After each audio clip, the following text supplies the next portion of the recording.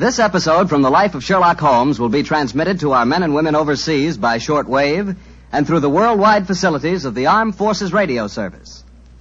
Petri Wine brings you Basil Rathbone and Nigel Bruce in the new adventures of Sherlock Holmes.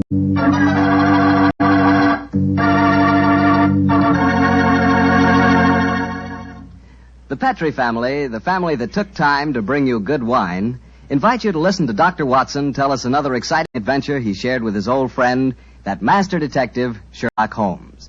So let's settle back comfortably and listen. And while you're getting settled, I'd like to know if you like seafood.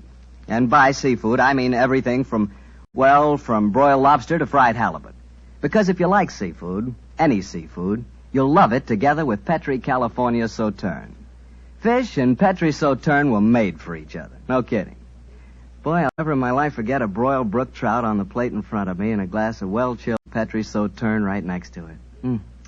That fish and that Sauterne. Petri Sauterne has a pale golden color that's really good to look at. And as for taste, well, that Petri flavor is really something. Take my word for it and try it, won't you? Oh, and I'll tell you something else. Try that Petri Sauterne with chicken sometime. Look, I better stop before I get hungry all over again, but just remember this. The best friend a good meal ever had is a glass of Petri wine.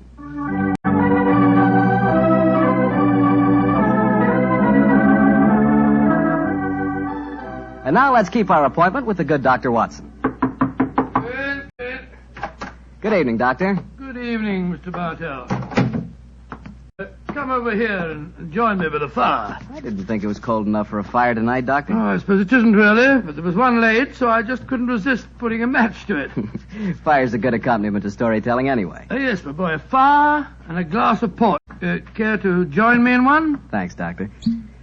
So, you're going to tell us a sea story tonight? Yes, Mr. Bartell. The whole adventure took place aboard a small steamer as it plowed through the stormy seas of the Indian Ocean. Here's your glass, my boy. Thanks.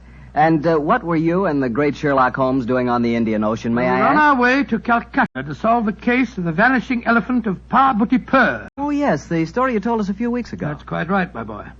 It's in the summer of 1894 that we left Liverpool aboard the steamship Lucifer.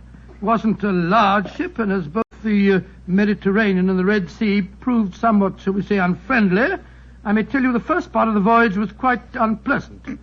In fact, until we left Aden, I'd spent most of the time in my cabin. I'm not much of a sailor, you know. However, as we headed eastward towards Colombo, the weather cleared up a bit, and I came on deck and joined home.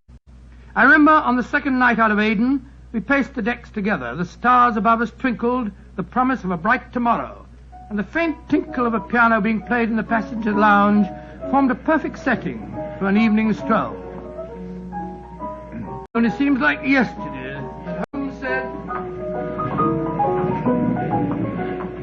Watson, it's good to see you on your feet again. Yes, it's good to be on 'em, Holmes. It's been a miserable trip for me so far. The captain told me tonight that we can expect good weather between here and Caravati, our next port of call. I thought Colombo was the next stop. And where is Caravati, whatever you call it? Anyway, I never heard of the place. It's a tiny island in the Indian Ocean. It's a British protectorate. Those are the only facts I was able to glean from the encyclopedia and the ship's library. Did you ask the captain why we're stopping there? No, I didn't. We're traveling incognito. I felt it wiser not to ask too many questions. I find this incognito business something of a strain. Every time a steward calls me Mr. Hamish, I can't think who on earth he's talking to. Whereas I find myself answering to Mr. Mycroft almost automatically. By the way, old chap, now that you're going to mix with the ship's passengers, I suggest that you adopt a Scotch accent. It would seem more appropriate for Mr. Hamish, and I don't want anyone aboard to suspect our true identities. I'll do my best, but I must say, Holmes, I think you're being unnecessarily mysterious. Possibly I've been influenced by reading too many of your rather florid stories of our adventures together. My stories are not florid. They're all perfectly true. Oh, don't be angry with me, old chap. Don't be angry, please. By the way, you'll be interested to know that I've unearthed a little mystery aboard this boat. I trust you to do that. Where is she? I mean, where is... Oh, you observed that suite of cabins on the bridge deck above us? Yeah? What about them? Well, I've been watching them during my nightly strolls for the past 2 weeks. The suite is occupied, and the blinds are never raised. And I've never seen meals taken in there. I presume, therefore, that it must contain a private galley and a cook. I don't see anything mysterious about that. It's probably occupied by some wealthy invalid. Oh, possibly. Another interesting fact is that the occupants are not entered on the ship's passenger list. It all sounds very mysterious. There's probably a perfectly simple explanation for it. In any case, you must save your energies for the problem that awaits us in India. You're Mr. Mycroft now, remember that. I will, Mr. Hamish. Mr. Mycroft? Yes, Mr. Hamish? Would you care to join me for a wee drop of brandy in the smoking room? Mr. Hamish, I shall be delighted.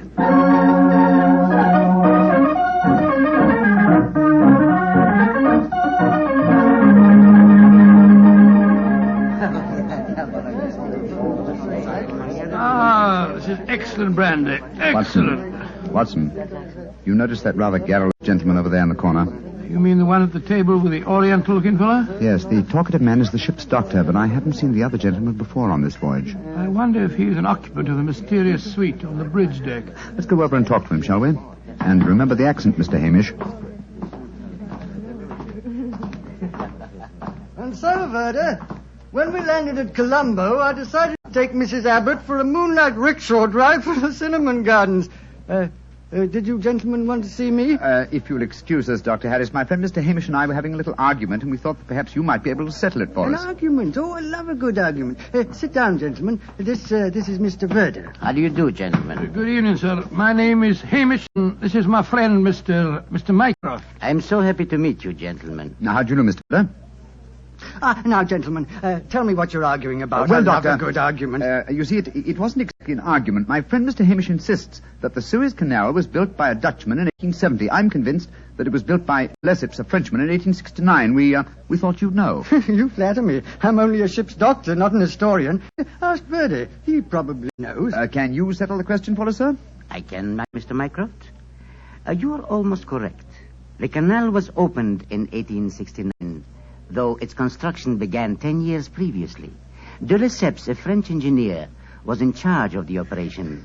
There is a statue of him in Port Said Harbor, built to commemorate his skill and enterprise. Much obliged to you, Mr. Vera.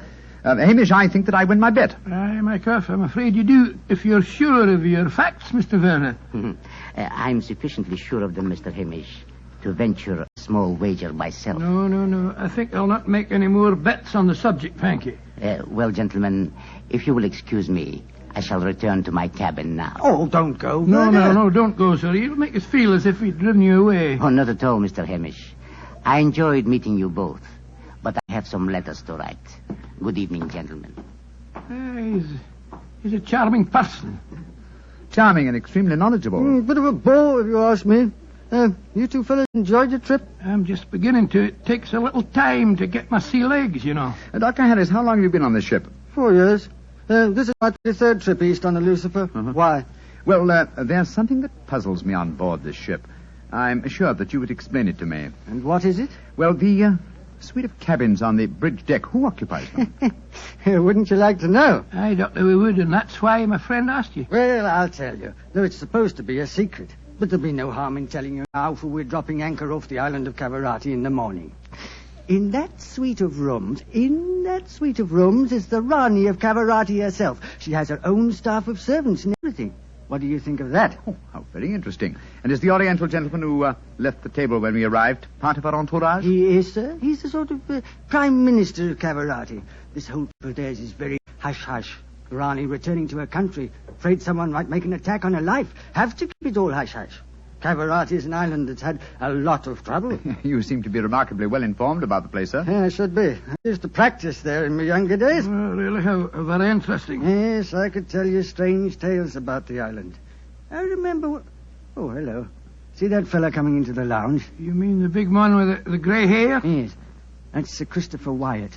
Owns all the tea plantations on Cavarati. He's a dull fella, but I'll call him over. Wyatt, come over and join us. Be careful. He'll talk your head off if you give him half a chance. Draw up a chair, Wyatt. We were just talking about Cavarati. It seems to me that would be a good subject to keep away from. At least till after tomorrow, Harris. What do you mean? You know perfectly well what I mean. I should have thought that after your own experience on Cavarati, you'd have learned a little discretion. You're talking like a schoolmaster, Wyatt. Why don't you just sit down, have a drink, and be friendly? Thank you. I prefer my own company. Pompous ass. You and Sir Christopher don't seem on the best of terms, Doctor. I know too much about him. He's afraid of me. That's what he is. Look at this girl coming into the room. Great Scott, she's good looking. Judging by our oriental costume, she must be a member of the Rani's retinue. She's coming to our table. Yes, my dear. What is it? Which of you gentlemen is Mr. Mycroft, please? I am. My mistress sends her compliments and asks that you will call on her in her suite. And who is your mistress, may I ask? Her Highness, the Rani of Cavarati. Oh, I shall be delighted. Please tell the Rani that I shall pay my respects without delay. We will join her in a few minutes. Very well, Mr. Mycroft.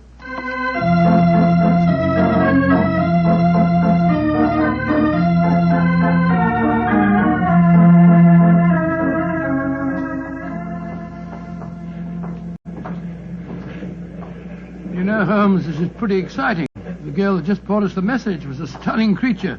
Imagine what the Rani herself must be like. What an incurable romanticist you are, Watson. I suppose you picture the Rani clad in oriental splendor, reclining like an odalisque on silken cushions. No, there's no need to make fun of me, old fellow. Here we are, Captain.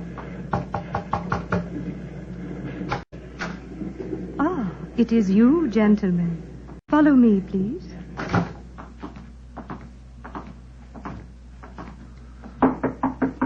Come in. Her Highness, the Rani of Cavarati. All right, Regina, you can off it. Yes, Your Highness. Well, me lads, don't look so startled. Come in and sit down. Your Highness, What's the matter? What's the matter? Don't I fit into your picture of a Rani? What did you expect? A slant-eyed beauty with a veil and big hips? Well, I've got the big hips, all right. Your Highness. Never mind, Your Highness. Sit yourselves down and talk free and easy like.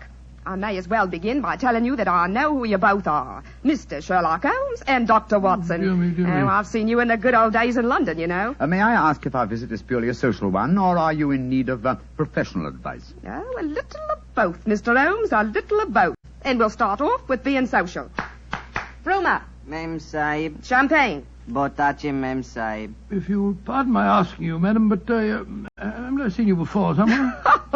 Oh, that's a question I always haven't answered. Yes, you probably have, Dr. Watson. You see, I was in the chorus at Daly's Theatre in London for quite a few years, until the Raja of Cavarati decided I'd look better on his island than I did in front of the footlights. Your husband, the Raja, is dead, isn't he? Yes, he was killed playing polo. Champagne, Mem Sahib. Colo. Champagne Pinistecta. Acha. He doesn't speak English, so I'll get along with telling you my troubles. Mr. Holmes, somebody's trying to kill me. Kill you? Good Scott. May I ask what reason you have for saying that, madam? You may, Mr. Holmes. Before I left England, I had threatening letters warning me that if I ever went back to Cavarati, I'd never get to the island alive. I got another letter in Port Said that said the same thing. You kept these letters, I trust? No, I didn't. I tore them up. I never did pay attention to letters that weren't signed. Well, that's a great pity, madam. Those letters might have been invaluable. Well, it's too late to think about that now, Dr. Watson. Here's what's on my mind. I land at Cavarati in the morning, and if anyone's up to a bit of no good, tonight's their last chance. You destroyed the threatening letters, madam, thereby indicating that you did not believe in the threats, and yet you now appear to feel that you are in danger. I wonder what made you change your mind. The Ace of Spades. Yes?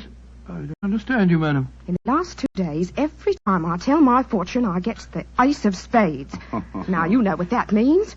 Death. Oh, come now, madam. If you'll pardon my saying so, that's a very childish superstition. Well, the cards have never lied to me yet. Oh, you can laugh at it if you like, but I know. Well, do you mind if I ask you a few questions? Anything you like, Mr. Holmes, fire away. How long is it since you were in Cavarati? About 18 months. We were in England when my husband died, and I couldn't face the idea of going back to that island alone. 3 months ago, Verda... Oh, he's the chief minister of Cavarati. Yes, madam. We met him for a moment in the lounge. Long ago. Verda came over to England to persuade me it was my duty as the Rani to go back. I see. As far as you know, have you any enemies among the passengers on board the ship? Oh, that's an odd one to answer, Mr. Holmes. But I can tell you right here in my suite there's someone who doesn't like me. The girl Raduna, the one that brought you my message. She was in love with the Raja herself. I know she hates me, even though she did stay with me in England after my husband died. How about Ferda, your minister? Oh, he's all right. My husband thought the world of him, and he's been wonderful to me. He came from Cavarati recently, you say, to persuade you to return there. That's right, Mr. Holmes. Well, Bruma seems to be all right after drinking that champagne, so it'll be safe for us to have some now. Champagne omlogido? Botache Mem Sahib. Oh, I've been burning with curiosity to know why you gave him a glass of champagne a few minutes ago, and yet we didn't have any. Well, surely that's obvious, Watson. Fruma is the official poison taster, isn't he, madam? That's right, Mr. Holmes. He tastes everything I eat or drink before I do. If it doesn't affect him, then I know it's safe. Berta brought him over to England when he came to fetch me. On the island of Cavarati, poisoning's quite an hobby, you know. There were 2 people in the smoking room tonight who seemed to know quite a lot about your island. The ship's doctor, a rather garrulous gentleman by the name of Harris, and Sir Christopher Wyatt, who owns tea plantations on the island. Do you know either of them, madam? I should say I do, both of them. Dr. Harris isn't any good. He was on the island for a bit, but got into some kind of trouble, and my husband had him thrown out. And how about Sir Christopher Wyatt? Oh, Chris is all right. I saw quite a bit of him in London after my husband's death. As a matter of fact, well, if I weren't going back to Cavarati, I don't think he'd be on the boat at all. He hasn't been there for over 5 years, ever since he had a row with my husband over the wages he paid the native labor. It seemed to me that several people aboard this boat have a personal interest in the island of Cavarati. Interests that might be influenced by your death. Yes, just what I was going to say, madam. I think we should keep an eye on you. Oh, that's just what I was hoping you'd say, Doctor. You see, I'm giving a bit of a supper party tonight. All the people we've been talking about have been invited. And I thought if you two were to be here, perhaps you'd be on the lookout for any funny business. How about it? Well, of course we'll come, won't we, Holmes? I think it might be a good idea, though I would suggest that we retain our incognitos as Mr. Hamish and Mr. Mycroft. Whatever you say, Mr. Holmes. And now, let's have that champagne.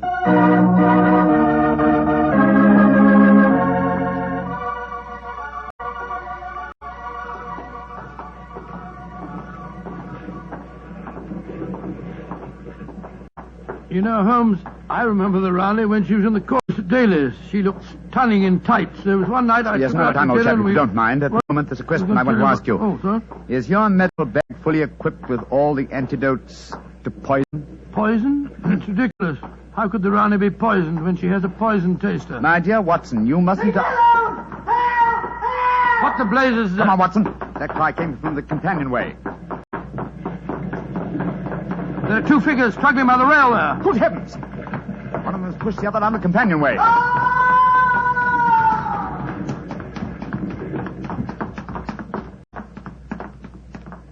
Good Lord. His skull smashed in. I'm afraid that he... What's happened? Sir Christopher Wyatt. What are you doing here? I was taking a stroll. I heard a yell from this direction and came here as fast as I could. Great Scott, this fellow's bleeding badly. We must get the ship's doctor. That's hardly necessary, I fear, Sir Christopher. What do you mean? In the first place, this man is dead. In the second place, he is the ship's doctor.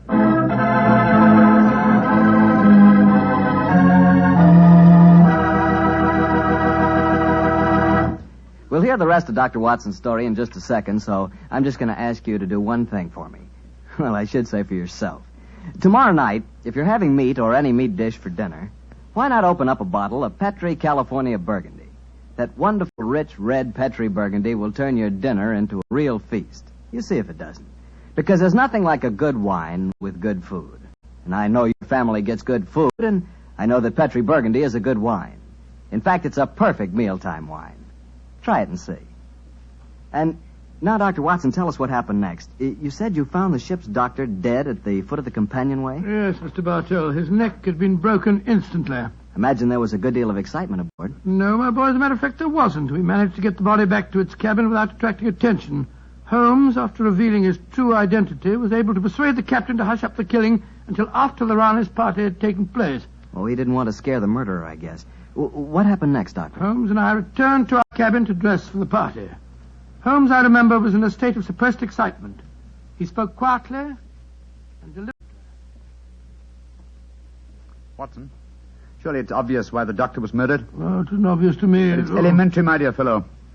If you are planning a subtle murder by poison, how wise to remove the one man who might save the victim's life, a doctor. Oh, you keep harping on poisoning. It seems to me that to be the last way a murderer would try to dispose of the Rani. Everything she touches is first tested by the poison tester. Exactly. That's why I call it a subtle murder attempt. Didn't you notice the physical attributes of Frumer, the poison tester? Which in particular, Well, Holmes? his unusually glossy hair, his remarkably clear complexion, his plump figure. Look here. Just tell me one thing, will you? What's that? I presume that in your medical bag you have a supply of magnesia. Naturally? Do you also have hydrated ferric oxide? Yes, I do. Splendid. Then it's be off to the party. Oh, funny things to take to a party, I must say. That's true, my dear fellow, but I'm afraid that this party may not prove as convivial as the Rani thinks.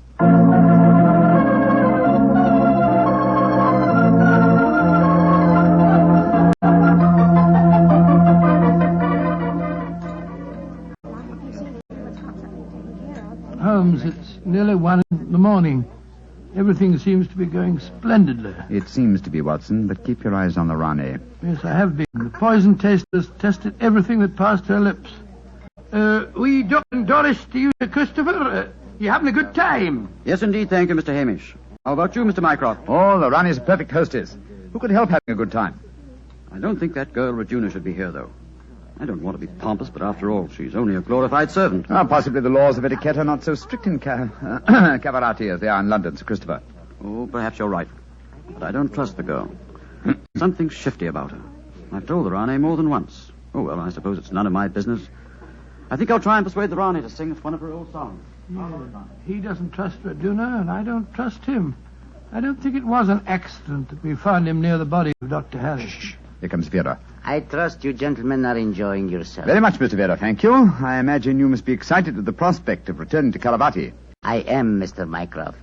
Though I only left it 3 months ago, it has seemed more like 3 years. Do you ken what time we'll arrive there? I am told that we shall be there in 5 hours, Mr. Hamish. Oh, look.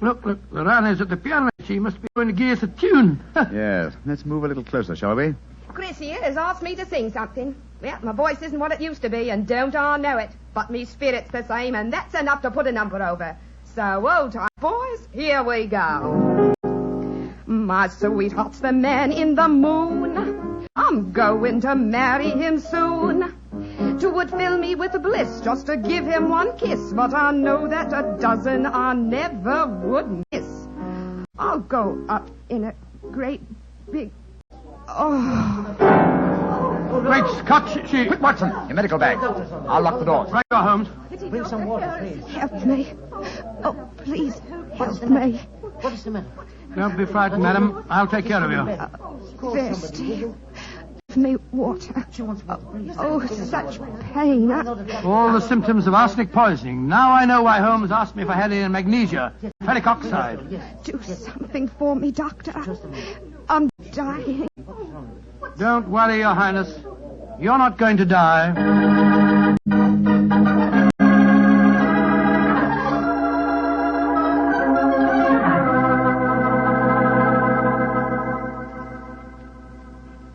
She's going to live, Holmes. Ah, gracious me, I'm tired. It's touch and go there for a while, though. Well done, Watson, old chap. Well done. Now that she's out of danger, why can't we all go back to our cabins? It's nearly dawn, and we've been locked in here since 1 o'clock. We've no right to do this, you know. Possibly not, Sir Christopher, but there's a murderer in this cabin, and I don't intend to let him escape. Mr. Holmes, what happened? How could I have been poisoned when Frumer tasted everything first? Why wasn't he poisoned? For a very simple reason, Your Highness. The murderer has been conditioning Frumer for over a year. What do you mean? He's been feeding him gradually increasing doses of arsenic until he has finally become immune to the poison. Great Scott, I never thought of that. Frumer's glossy hair, his complexion, and stout figure are all typical of a person who consumes arsenic regularly. But who could have done it? Only one person had the opportunity.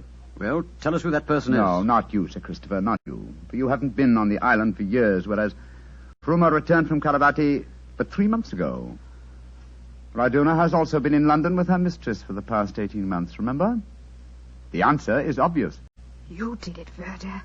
You brought the taster over when you came to fetch me. You'd prepared him for the year beforehand. Of course I did. No white Rana will ever rule over Cavarati. And you murdered Dr. Harris. Equally true. Mr. Holmes, give me the key to the door, please. Oh, no. What? Do not come near me. Oh. Please throw it on the floor. Do not hesitate. You see this revolver? I should have no compunction in using it, I assure you. How do you expect to escape, Vera? The key, please. Thank you. You'll never get away with this, Verda, you devil. But I shall. We are now in the harbor of Cavarati. I shall swim ashore and arrange your welcome, my dear Rane. Turn your backs, please. Turn them. Thank you. Goodbye. He's gone. Come on, Watson. After him. You have your revolver, Watson? Yes, but I didn't get a chance to draw it. He had me covered. Well, draw it now, old fellow. Aim for a leg or an arm and don't hesitate to shoot. There he is, up with the lifeboat. He's climbing up on the rail. Where is he? Where did he go? Out there on the rail above us, madam. He's going to dive. Give me that revolver, Dr. Watson. Quick, that's it. Come down off there, Verder. Fools! Meddlers! Keep out of my affairs! There he goes. He's dived. Madam, you shot to kill. Of course I did, Mr. Holmes. Remember that we're now in Cavarati waters, and that though I may not look like it at the moment, I am still the Ronnie of Cavarati.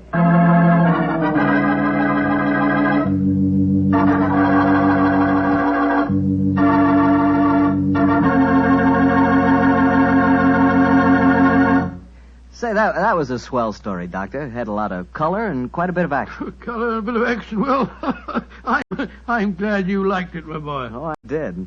Say, that's not a bad idea. I mean, having someone taste everything before you eat it. Oh, it's a very old idea, very old. Very common, too, years ago. You know the kind of job I'd like? No, what's that? I'd like to be the official taster for the Petrie family. Boy, just think of all the Petrie wine I'd get to taste. Petrie to the right of me, Petrie to the left of me. What a life. What wine? Yeah, I wouldn't mind having that job myself. You said it. The Petrie family, really knows how to make good wine. They've been making wine for generations. And because they've always owned and operated their own business ever since it was started way back in the 1800s, well, the Petrie family has sure piled up plenty of skill and experience. Yes, they've been handing down in the family from father to son, the fine art of turning luscious grapes into delicious wine. That's why you can't go wrong with any Petrie wine. It must be good, because Petrie took time to bring you good wine. Well, Doctor, what new story do you have lined up for us next week? Next week, Mr. Bartell, I'm going to tell you an adventure that Sherlock Holmes and I had many years ago.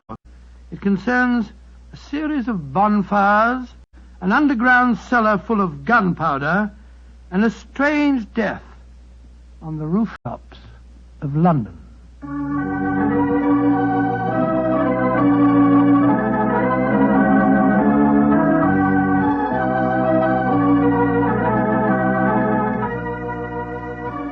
Tonight's Sherlock Holmes adventure is written by Dennis Green and Anthony Boucher and was suggested by an incident in the Sir Arthur Conan Doyle story, The Adventure of the Mazarin Stone. Mr. Rathbone appears through the courtesy of Metro-Goldwyn-Mayer, and Mr. Bruce through the courtesy of Universal Pictures, where they are now starring in the Sherlock Holmes series.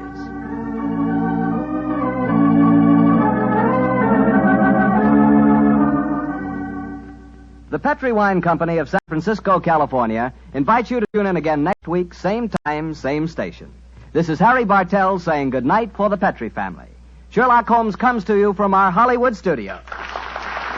This is the Mutual Broadcasting System.